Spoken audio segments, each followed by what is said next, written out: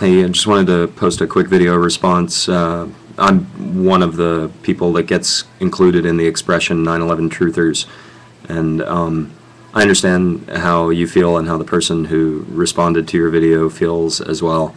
I think that a lot of people in the 9/11 truth movement are extremely arrogant and are talking to you like they know things that they don't know things about. There are also some of us out here who aren't talking outside of our expertise, but are asking how planes could fly around the United States for an hour and 45 minutes after one has hit the first World Trade Center tower, and an hour and 45 minutes later we still don't have one jet to cover Washington, D.C., and we just want a clear explanation of that.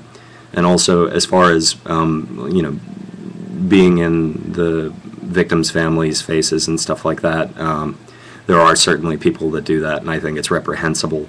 At the same time, there are victims' family members and first responders and firefighters who are a part of the 9/11 truth movement. And I think that the rhetoric gets pretty high sometimes, but I don't think it's about loose change, and I don't think it's about what I think it's really about is just that when 3,000 people are killed, that the government is responsible for clarity on it, and they haven't given that to the satisfaction of a majority of moderate Americans. And they've certainly, as you rightly point out, the malfeasances are too numerous to count of the things that they have done, and a lot of it in the last 6 years has been in the name of 9/11. So there are those of us out here who completely understand where you're coming from and are equally offended by arrogance on anyone's part on either side of the issue. But it should never have been left to some 20-something kids to answer these questions and or to ask these questions of the government. I've been looking at this stuff for 5 years, and I feel like the only responsible thing to do is to insist that these questions are answered. Well, I'm newly married, and my wife and I want to have kids, and I feel like I'm doing what I can to make sure that the world that my kids are going to have to grow up in is as good as it can possibly be.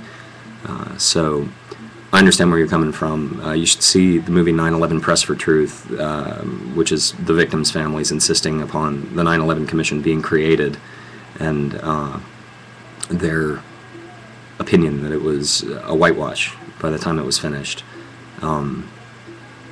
It's not just arrogant people who don't know anything about science who are asking about this. It's people who think it is important to look into who funded 9/11, which the 9/11 Commission said that was of little importance.